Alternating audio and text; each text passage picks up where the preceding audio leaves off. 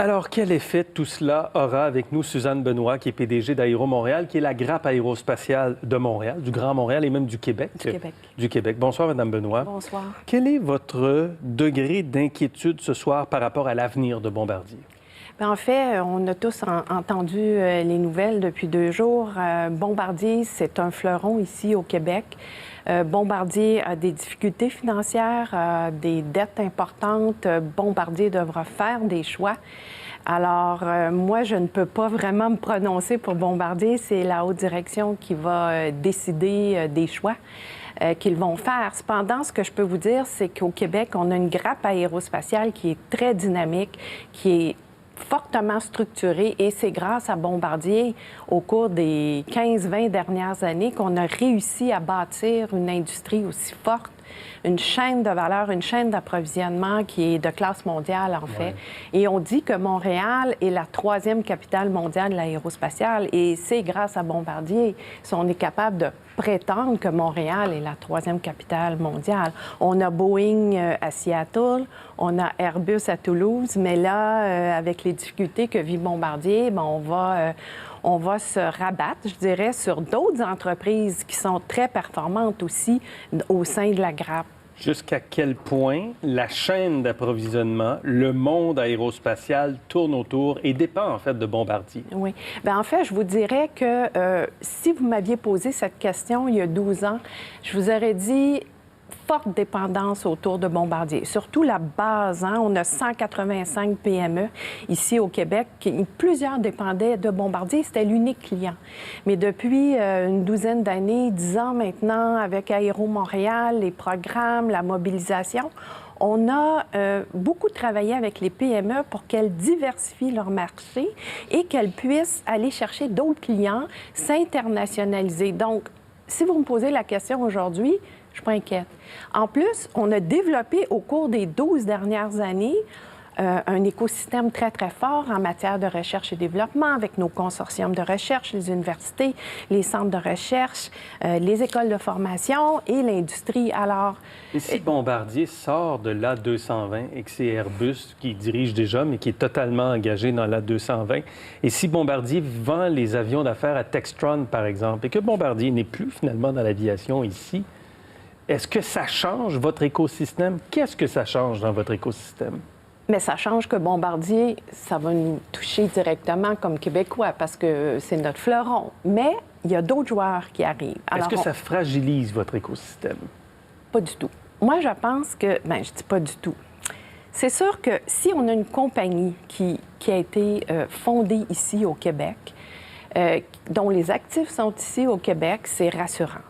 Si on regarde ce qui se passe dernièrement avec Airbus, avec Mitsubishi, ces gens-là, ces compagnies-là ont flairé la bonne affaire. Ils ont vu qu'on avait des talents exceptionnels ici au Québec, qu'on a développés grâce à Bombardier. Tous les investissements qu'on a faits pour développer l'avion C-Série qui est devenu l'Airbus 220, tous les investissements, ce sont des ingénieurs, ce sont des étudiants qui ont fait des stages en entreprise. On investissait plus qu'1 milliard par année en R&D ici au Québec. C'est énorme.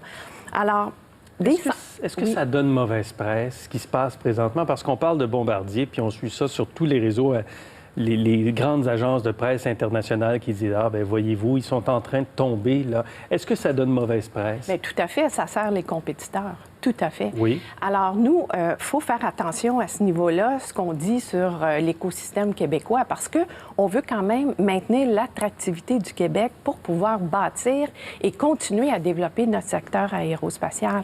Airbus est venu ici avec l'avion C-Série.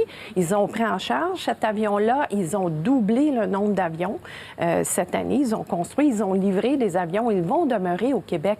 Ils voient la force de l'écosystème. Ils veulent investir davantage ici. Mitsubishi est venu au Québec. Pour quelle raison? Parce que Bombardier a laissé partir des ingénieurs. L'année dernière, Donc, il y avait de l'expertise à Exactement. venir chercher. Qu'attendez-vous du gouvernement du Québec?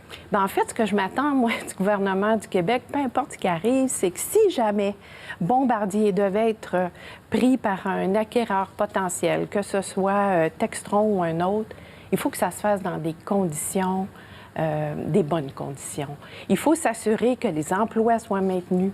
Il faut s'assurer que le leadership reste au Québec. Que la R&D aussi se poursuive, se développe ici au Québec et que les fournisseurs gardent leurs contrats. Hier, Mehran Ebrahimi, sur nos ondes, spécialiste du secteur aérospatial, aéronautique, disait le problème, c'est pas Alain Bellemare ou c'est pas de savoir si Québec doit mettre plus d'argent ou moins d'argent dans Bombardier, c'est la stratégie globale des pouvoirs publics. Est-ce que nos pouvoirs publics, nos gouvernements vont assez loin pour développer l'aérospatial, l'aéronautique, comme on le fait à Seattle, à Toulouse ou au Brésil? Bien, on n'a pas le même contexte ici au Québec. Au Canada, on ne développe pas d'avions de chasse. Oui. On ne développe pas de matériel dans le domaine de la défense, dans le domaine militaire. Alors qu'aux États-Unis, le Pentagone finance beaucoup de recherche et développement, oui. L'innovation, la même chose en France, en Allemagne, etc. Alors, ce qui se passe, c'est que développer des avions, faire des programmes d'avions avec des avions de dernière génération, les plus évolués au monde, ça requiert des sommes très importantes. Et Bombardier a dû assumer ces sommes-là pour développer la technologie. C'est sûr que ça crée énormément d'emplois, ça génère de l'innovation, c'est stimulant pour les jeunes aussi de faire carrière dans ce secteur-là.